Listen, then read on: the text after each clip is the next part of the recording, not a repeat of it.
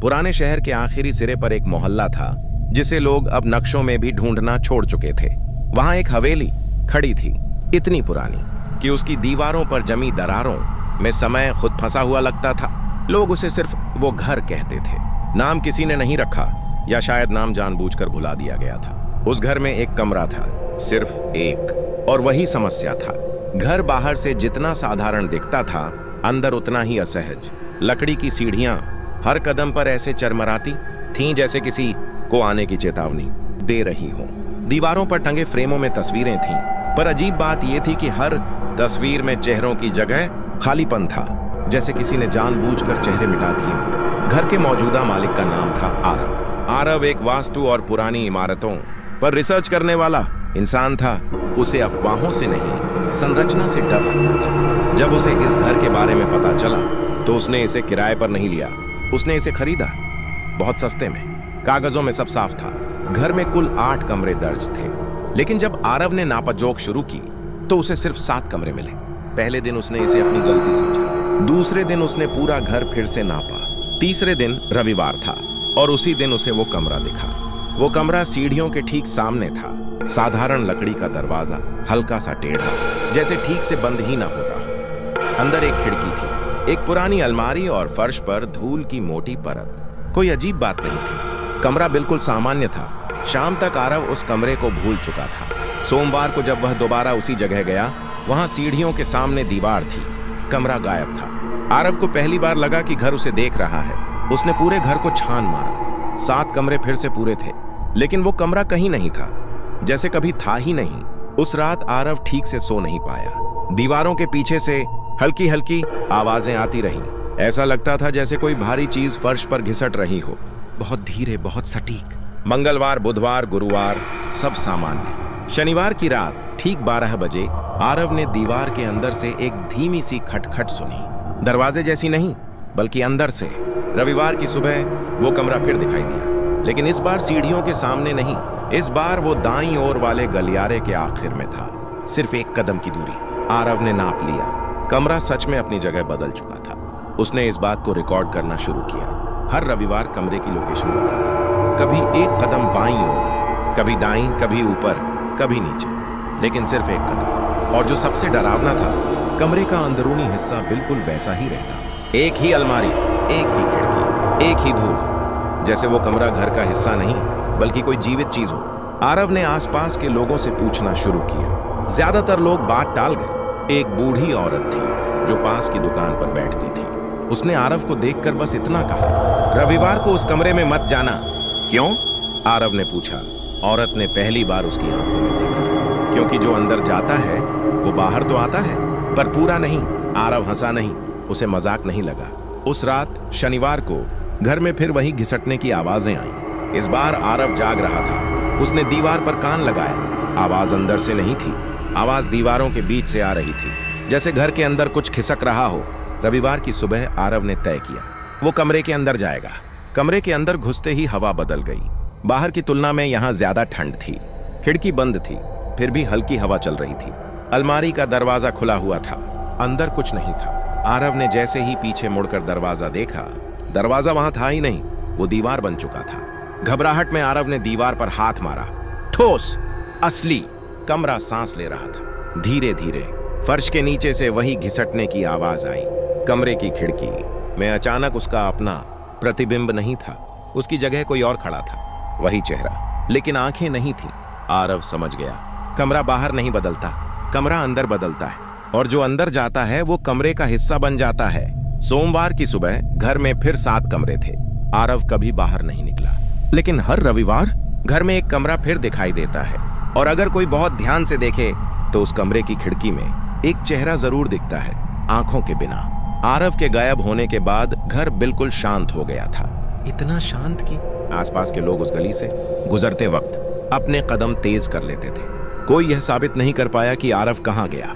Police आई, 2 बार आई, नाप joke की, सवाल पूछे, और हर बार वही नतीजा निकला। घर में सिर्फ 7 कमरे हैं, लेकिन पड़ोसियों को पता था हर रविवार सुबह उस घर की खिड़कियों की गिनती बदल जाती थी। पहली बार यह बात नोटिस की थी सामने वाले मकान में रहने वाले मोहन ने। वह हर रविवार अखबार लेकर छत पर खड़ा होता था। उसी ने देखा एक खिड़की जो शनिवार रात तक नहीं थी, रविवार सुबह वहां थी। मोहन ने किसी को बताया नहीं, क्योंकि उसे डर था कि अगर उसने ज्यादा ध्यान दिया तो घर उसे भी देख लेगा। रविवार की रात ठीक 3 बजे मोहन की नींद टूटी। कोई आवाज नहीं थी, कोई सपना नहीं, बस अचानक आंख खुल गई और खुलते ही उसे लगा कोई उसे बुला रहा है, नाम लेकर नहीं, बल्कि उस एहसास से जो सीने के अंदर खिंचाव पैदा करता है। मोहन ने खिड़की से उस घर की तरफ देखा। उस रात घर में 8 खिड़कियां थीं। एक खिड़की से हल्की रोशनी आ रही थी और उस रोशनी में कोई खड़ा था। चेहरा साफ नहीं दिख रहा था, लेकिन शरीर की बनावट पहचानी जा सकती थी। वह इंसान नहीं लग रहा था, वह कुछ ऐसा था जो इंसान रह चुका था। मोहन ने तुरंत खिड़की बंद कर ली। उसने खुद से वादा किया वह कभी उस घर के पास नहीं जाएगा। लेकिन रविवार के बाद सोमवार आया और सोमवार को मोहन के घर के अंदर कुछ बदला हुआ था। उसकी बैठक की दीवार जो हमेशा सीधी रहती थी, अब हल्की सी टेढ़ी लग रही थी। बस इतनी कि ध्यान जाए पर शक न हो। मोहन ने हाथ लगाया। दीवार ठंडी थी, हद से ज्यादा ठंडी। रात को फिर वही आवाज आई, कुछ भारी चीज खिसकने की, लेकिन इस बार आवाज पड़ोस वाले घर से नहीं, उसकी अपनी दीवारों के अंदर से आ रही थी। मोहन समझ गया, कमरा सिर्फ उस घर में नहीं खिसकता, वह जगह ढूंढता है जिसने उसे देखा हो, जिसने उसे महसूस किया हो। अगले रविवार मोहन की बैठक में एक दरवाजा था जो वहां कभी नहीं था। दरवाजा बिल्कुल वैसा ही था, लकड़ी का, थोड़ा टेढ़ा, ठीक से बंद न होने वाला। मोहन घंटों उस दरवाजे को देखता रहा। उसने खोला नहीं, लेकिन दरवाजे की दूसरी तरफ से सांसों की आवाज आ रही थी, एक से ज्यादा, जैसे कई लोग एक साथ बहुत धीरे धीरे सांस ले रहे हों। दरवाजे के नीचे से धूल बाहर आ रही थी, वही पुरानी महीन धूल। मोहन की रीढ़ में सिहरन दौड़ गई। उसे आरव याद आया, वो आदमी जिसने कहा था घर में एक कमरा ज्यादा है। रविवार की रात ठीक 12 बजे दरवाजा अपने आप खुल गया। मोहन हिला नहीं, सिर्फ देखता रहा। कमरे के अंदर वही अलमारी थी, वही खिड़की, लेकिन इस बार खिड़की में सिर्फ एक चेहरा नहीं था, कई चेहरे थे, कुछ अधूरे, कुछ बिना आंखों के, कुछ ऐसे जिन्हें पहचानना मुश्किल था। और एक चेहरा ऐसा था जिसे मोहन पहचान गया, आरव। आरव की आंखें नहीं थीं, लेकिन उसका मुंह हिल रहा था। वह कुछ कह रहा था। शब्द सुनाई नहीं दे रहे थे, पर मतलब साफ था, बंद मत करना। अगर एक बार यह कमरा आ गया तो यह कहीं नहीं जाता। सोमवार की सुबह मोहन का घर बंद मिला। पुलिस ने दरवाजा तोड़ा। घर के अंदर सिर्फ 6 कमरे थे, एक कम, लेकिन उस मोहल्ले में अब लोग गिनती नहीं करते, क्योंकि उन्हें पता है कमरा हर रविवार खिसकता है। और अब वह सिर्फ एक घर तक सीमित नहीं रहा। लोग कहते हैं हर डरावनी चीज का एक जन्म होता है, लेकिन कुछ चीजें पैदा नहीं होती, उन्हें जगाया जाता है। इस कमरे के साथ भी यही हुआ था। बहुत साल पहले जब वह हवेली नई नई बनी थी, तब उसका मालिक एक आदमी था, देवदत्त मुखर्जी। शहर में उसकी पहचान एक तर्कशील, पढ़ा लिखा और बेहद अनुशासित इंसान की थी। उसे अंधविश्वास से नफरत थी। वह मानता था कि हर चीज का कारण होता है, हर डर का कोई गणित। हवेली बनवाते समय उसने वास्तु, ज्योतिष सबको नकार दिया। उसने नक्शा खुद बनाया, लेकिन एक जगह पर नक्शा रुक गया था। एक छोटा सा हिस्सा जो किसी कमरे में फिट नहीं हो रहा था। ना वह सीढ़ियों में आ रहा था, ना दीवारों में। मजदूरों ने कहा था, साहब यहाँ कुछ अजीब लग रहा है। देवदत्त हंस पड़ा था। अजीब कुछ नहीं होता, जो समझ में ना आए उसे बंद कर दो। और उसने वही किया। उस हिस्से को चारों तरफ से दीवारों में बंद कर दिया। ना दरवाजा, ना खिड़की, ना रोशनी, बस एक बंद जगह। लेकिन जगह बंद होने पर भी रहती जरूर है। पहला रविवार उसी हफ्ते आया। हवेली में हल्की सी आवाजें गूंजने लगी, जैसे कोई दीवारों के पीछे चल रहा हो। देवदत्त ने ध्यान नहीं दिया। उसने सोचा नई इमारत है, लकड़ी और सीमेंट बैठ रहे हैं। दूसरे रविवार आवाजें बढ़ गई। तीसरे रविवार एक दीवार पर दरार दिखी और चौथे रविवार सुबह उस दरार की जगह एक दरवाजा था। देवदत्त को गुस्सा आया। उसने मजदूरों को बुलाया। ये दरवाजा किसने बनाया? किसी ने नहीं। दरवाजा अंदर की तरफ खुलता था। जब उसने खोला तो अंदर वही कमरा था जो बाद में हर रविवार खिसकने लगा। लेकिन उस दिन कमरा स्थिर था। देवदत्त अंदर गया। वह 1 घंटा अंदर रहा। जब बाहर निकला तो उसने किसी से बात नहीं की। उसकी आंखें खुली थीं, लेकिन देखने जैसा कुछ बचा नहीं था। उसके बाद हर रविवार वह कमरे में जाता और हर बार थोड़ा बदल कर निकलता। धीरे धीरे उसने खाना छोड़ दिया, बात करना छोड़ दिया और आखिरकार बाहर निकलना भी। जिस रविवार वह अंदर गया और बाहर नहीं आया, उसी रविवार कमरे ने पहली बार अपनी जगह बदली। एक कदम, जैसे उसने सीख लिया हो। सालों बाद जब देवदत्त का नाम इतिहास में गुम हो गया, कमरा जीवित रहा, क्योंकि कमरे दीवारों से नहीं बनते, वे यादों से बनते हैं। अब वर्तमान में शहर में एक महिला थी, अनाया। वह एक अर्बन रिसर्चर थी। उसे पुराने घरों, लुप्त हो चुके मोहल्लों पर काम करना पसंद था। मोहन की गुमशुदगी ने उसका ध्यान खींचा। अनाया उस हवेली के अंदर गई। उसने गिना 6 कमरे, लेकिन उसकी रिकॉर्डिंग में 7 दिख रहे थे। कैमरे में एक दरवाजा बार बार फ्रेम के किनारे आता और गायब हो जाता। रविवार की सुबह अनाया जानबूझकर वहीं रुकी और उसने देखा कमरा सच में खिसका। कोई आवाज नहीं, कोई झटका नहीं, बस जैसे घर ने सांस ली और कमरा एक कदम आगे आ गया। अनाया को समझ आ गया, यह कमरा जगह नहीं बदलता, यह नजर बदलता है। जो इसे नोटिस करता है, जो इसे स्वीकार करता है, कमरा उसके लिए मौजूद हो जाता है। रविवार की रात अनाया ने दरवाजा खोला। अंदर वही चेहरे थे, लेकिन इस बार एक नया चेहरा भी था, मोहन, और उसके पीछे आरव। आरव ने बिना आंखों के भी अनाया को देख लिया। उसने होंठ हिलाए। इसे रोका नहीं जा सकता, लेकिन फैलाया जा सकता है। अनाया पीछे हटी, कमरा आगे बढ़ा, एक कदम, और अब शहर में सिर्फ एक घर नहीं, कई जगहों पर दीवारें टेढ़ी दिखने लगी हैं। कई घरों में एक दरवाजा ऐसा है जो कभी नक्शे में नहीं था, और लोग अब रविवार से डरने लगे हैं, क्योंकि कमरा सीख चुका है। अब कहानी उस मोड़ पर है जहां डर सिर्फ पीछा नहीं करता, चुनाव मांगता है। अनाया उस दरवाजे से पीछे हट चुकी थी, लेकिन कमरे ने पीछे हटना नहीं सीखा था। वह वहीं खड़ा था, बिल्कुल शांत, जैसे इंतजार कर रहा हो। कमरा कभी जल्दी नहीं करता, वह जानता है इंसान खुद उसके पास आता है। अनाया ने उस रात घर नहीं छोड़ा। उसने तय कर लिया था, अगर यह कमरा फैलता है तो इसे समझना जरूरी है। उसने पुरानी फाइलें, नगरपालिका के रिकॉर्ड, गुमशुदगी की रिपोर्ट्स खंगालनी शुरू की। एक पैटर्न साफ दिखा। हर गुमशुदगी से पहले किसी ने किसी अतिरिक्त चीज को नोटिस किया था। एक दीवार जो टेढ़ी लगने लगी, एक खिड़की जो पहले नहीं थी, एक कमरा जो नक्शे में दर्ज नहीं, और हर बार तारीख रविवार। अनाया को पहली बार एहसास हुआ, कमरा खुद नहीं आता, उसे देखा जाना जरूरी है। जिस पल कोई उसे स्वीकार करता है कि यहाँ कुछ गलत है, उसी पल कमरा अपनी जगह बना लेता है। सुबह होते ही अनाया ने एक प्रयोग किया।